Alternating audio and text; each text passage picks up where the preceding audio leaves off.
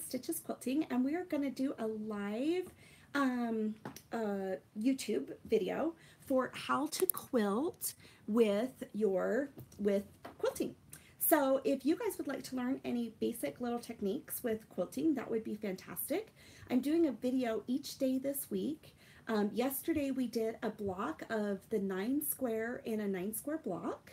So there's there's 9 squares in here, 1, 2, 3, 4, 5, 6, 7, 8, 9. Today we're going to learn how to make a square in a square block, and then tomorrow we're going to do the pinwheel block. Then we are going to do a churn dash block and a log cabin block. So those are the blocks that we're going to work on this week, and we'll just kind of do a short little segment of that. So if anyone's watching, please share. We're doing the YouTube video right now. I've got Vanessa here. She is my assistant at Stitches Quilting that helps me with so many things. So we have a 6.5-inch square piece of fabric, and I have these cut out in little kits, and this is just a little 6.5-inch square fabric, and we are going to use, along with it, a 2.5-inch strip to go ahead and sash around this fabric. And this fabric has little bikes on it, so it's more of a directional print. We don't want to sew our bikes upside down or whatever, which is fine. And then these are just like little pinwheel fabrics that go with it. And so let me go ahead and show you how that works. So this is a design board. You can easily make a design board by using a piece of foam core and then actually putting a piece of batting, or not batting, but felt on your foam core board. And then if you want to, you can finish it off with some hot glue of some fabric just around the edges. I actually sell these in the Stitches Quilting store online, but but you can also make them very inexpensively too. So whatever you're feeling like. This is actually a design board from Lori Holt and her fabrics. So let's go ahead and look at this. Today we're also going to look at how to use the Cricut EasyPress with quilting. So I actually work with Cricut with some other things, and use their Cricut Maker to actually cut out fabric with the new Cricut Maker that's out there. But I wanted to show you how I use the Cricut EasyPress with quilting blocks. And today we're just going to do some basic cutting with actually the rotary cutter and with a ruler, so that people can know how to do basic cutting for quilting. Later I'll show you how to use the Cricut Maker for cutting for quilting fabric, but today we're just going to do these ones right here. So let me go ahead and set this aside, and let's go ahead and cut some of this fabric. So we're using the 6.5-inch strip or square, and this is a 2.5-inch length of a block. So what we are going to do is, I've got a 2.5-inch strip that was cut from a piece of fabric, and I'm going to just lay this down right here. Let me move the screen so you can see a little bit better of the cutting process. And we are going to trim off this selvage end. And this is the selvage end where there's like some print on there. But on this side, there's actually some little tiny holes, and we want to go ahead and take that off so that it's not part of our quilt block. It's the part where, when it was made in whatever country that this fabric was made, this is Riley Blake Fabrics also, but we're going to just trim that off so it's nice and square, okay? And we have a nice clean piece of fabric. I'm now going to measure this is a rotary cut mat, and so 1, 2, 3, 4, 6, 6. Let me count this again because I don't have very many numbers right here. Let me move it over for you. Is 1, 2, 3, 4, 5, 6.5 inches. So we're going to go ahead and cut that right there. And let me just lay that down. And I'm using the ruler lines to make sure I've got that. And then I'm just using the rotary blade just like that. So you can see that that's taken care of. We now can use this on the 2 sides of the block. So you can see that will just fit perfectly on there, and then also on this side, okay? So we're gonna do that one. Now to go across the top and the bottom of the square in a square block, we are actually going to cut this strip 10.5 inches long. So let me go ahead and bring this over, and let's lay this down nice and flat. And let's see here, we're going to bring it over 1, 2, 3, 4, 5, 6, 7, 8, 9, 10.5. And we're going to just go ahead and trim that up. You can see how I laid this down according to the grid on the self-healing mat, and so it's nice and straight. So then I am getting that to be 10.5 inches long. Okay, so let's go ahead and look at this again on the design board. So we're going to lay this down. This is really thready, this design board. You can see I actually use it. So we're going to actually put these two fabrics on either side like this, and that's going to be stitched on. Let's go ahead and lay that down. I like to use a design board to lay things out because I might be working with several different blocks at a time, and then these are going to be stitched onto the bottom. We're going to make this equal because there will be seam allowances in there that will make that work out just great. Okay. All right, so let's go ahead and stitch the side blocks, these side blocks onto this one. So we're going to do these two side rectangles, and we're going to stitch it right here to that center block. So here we go. And if anyone has questions or anything, just go ahead and ask. And we're also, let's see here. So let me stitch this. I am doing, when you put together quilt blocks, you're going to actually use a neutral thread. So I either use white, cream, or gray completely when I'm stitching together a quilt block. I have one side of my thread is gray on the top thread, and then I'm using a navy blue on the bottom because I want you to be able to see the stitching. So there's my stitching right there, and you can see the thread. It's a 1/4 inch seam is what we use in quilting. So we always use a 1/4 inch seam, and you'll want to measure that on from the needle over, and you can put a piece of tape down on your sewing machine. So I'm going to actually increase my stitch length on that. So there's that side. And let's go ahead and do the next little piece. So I'm going to line, that's not it. It's on the design board over here. We're going to line this up. And I could be pinning this, but I don't really feel a need. So we're going to just go ahead and do this again. Right over here. Let's stitch that. And you can see how quickly this quilt block comes together. So this is actually making a quilt in a quilt, a square in a square block. So there's the dark thread and then the lighter gray thread that I'm using. So I'm using a gray thread to piece. Now we are actually going to use the EasyPress to press this. And what's interesting is I do work with Cricut, as I said earlier, and I'm going to show you how I use the EasyPress with my quilting blocks. The first thing that we want to do is we actually want to press our seams just the way we stitched them so that they set the threads into the fabric. So we're going to turn this on. It's actually already warm, but we're going to turn that on, just set that on there. And this is pressing our blocks. It's not ironing our blocks.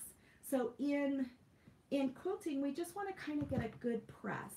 We're now going to open this up, and we are going to not press our seams open like you would say with sewing, where you peel this open and press them open. Typically in quilting, we press to the darker side of the fabric, but some of us do press our seams open.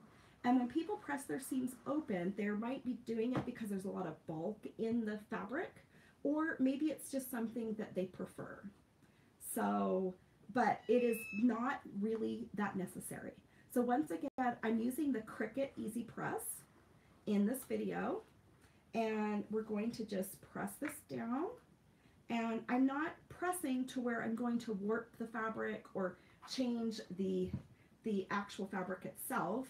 And now I'm going to press just right here on the top. So I'm pressing on the back of my fabrics first. So we're going to go ahead and hold that down there and then bring it back over. So you can see how nice that is. Doesn't that look so crisp and nice?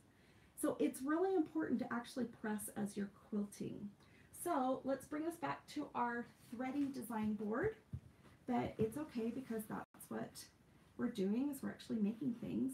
So now you can see that this length is the right size for our quilt block to sew the top and the bottom for this. And then this quilt block will be finished. So let me go ahead and do that for you real fast. So we're going to stitch this top piece on. And another thing that I could be doing here is often fabric might shift a little bit. So I'm going to show this to you. And you can see how the fabric can just shift just slightly. See how that's just slightly wonky right there? Just right in here.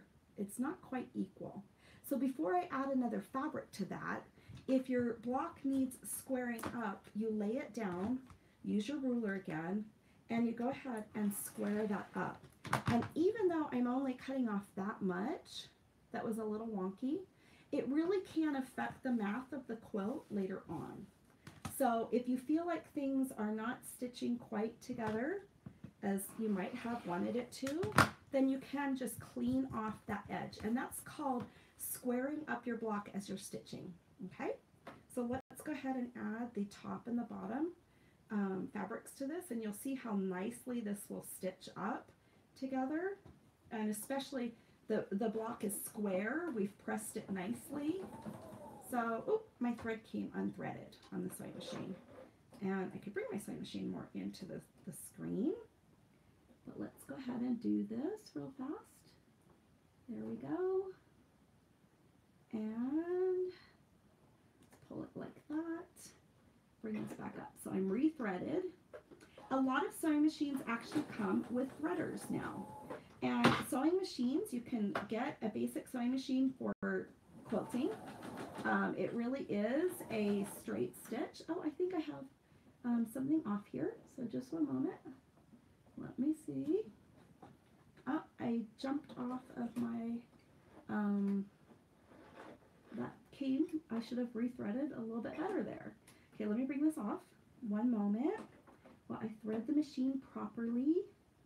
Okay, there we go. Okay, let's bring this down. And we're going to go ahead and thread this little part right here, or stitch this with a 1/4 inch seam. So remember, everything in quilting is a 1/4 inch seam. There are sewing feet that are 1/4 inch seam feet, but if you're just new to quilting, you can actually use just a piece of painter's tape on your sewing machine. So here is my stitching right there with the navy blue thread, but I'm actually using a gray thread when I'm piecing these together. I feel like it's like almost gathering a little bit, like something's tight. Okay, so let's go ahead and sew on this other strip, which is right here from the design board. I'm going to bring this down, and we will square this up one more time. So let's go ahead and see here. Ah, well, golly, my machine is coming unthreaded. Or I can go ahead and bring this back up a little bit. Sorry, guys. Okay, so here is my sewing machine that I'm using. Let me pull this around. And every so often, that thread just jumps out. I don't know what it is. So I need to actually put on my little reading glasses. I don't know about you guys, but I'm going to just put that back on. But this does have a threader on it. And we are going to thread that, pull that thread through. And I'm going to have to think about why. Oh my gosh, I just broke that sweet little thread. It's because my foot is all the way down. Okay, one more time. Oh my goodness. Okay. Here we go. And pull that through. Okay. All right. Up with the foot.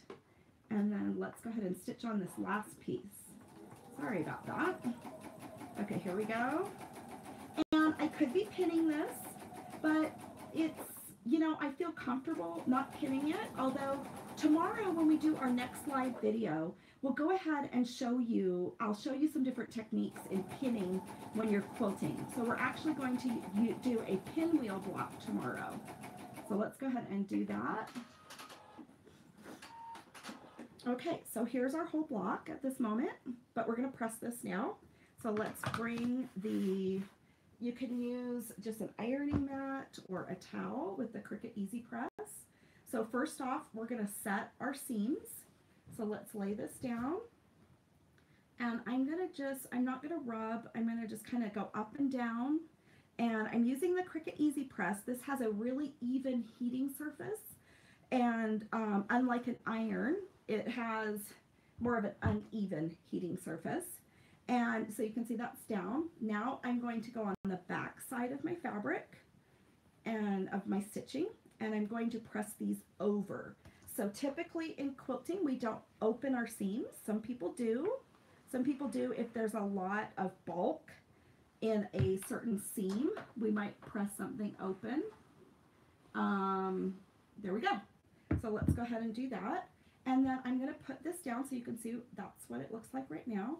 Now I will just gently press this, and I'm doing more of an up and down motion than I am of an ironing motion. So then this, because when we iron, we might distort our fabric just a little bit. So there's our quilt block. Isn't that cute? It's just a very simple quilt and a quilt block like that. So pretty simple. So don't think that quilting is a very difficult process. It really isn't. We're going to go over some basic blocks this week. Yesterday I did this 9-patch block right here. And then we're going to learn a pinwheel block, and I think we're going to do this tomorrow at the same time. And then you can do a log cabin block, and then a churn dash block. So those are the 5 blocks we're going to introduce this week to kind of learn some basic quilting skills. So I hope today that you got to learn some basic cutting skills with a rotary blade and a ruler. And then you got to learn how to use those. You got to learn some piecing with the 1/4-inch seams. And you got to learn that we use the 1/4-inch seams here in quilting. And then some pressing techniques with making your quilt blocks. So I'm Deanna with Stitches Quilting. I have several kits of these. So if anyone is interested in a little kit, you can purchase them at stitchesquilting.com or any of this fabric. But I will continue posting some more videos for some different lives to go ahead and teach you guys some different quilting techniques for this new year. So we'll see you a little bit later, and I hope you guys are having a great day. Thank you so much. Bye-bye.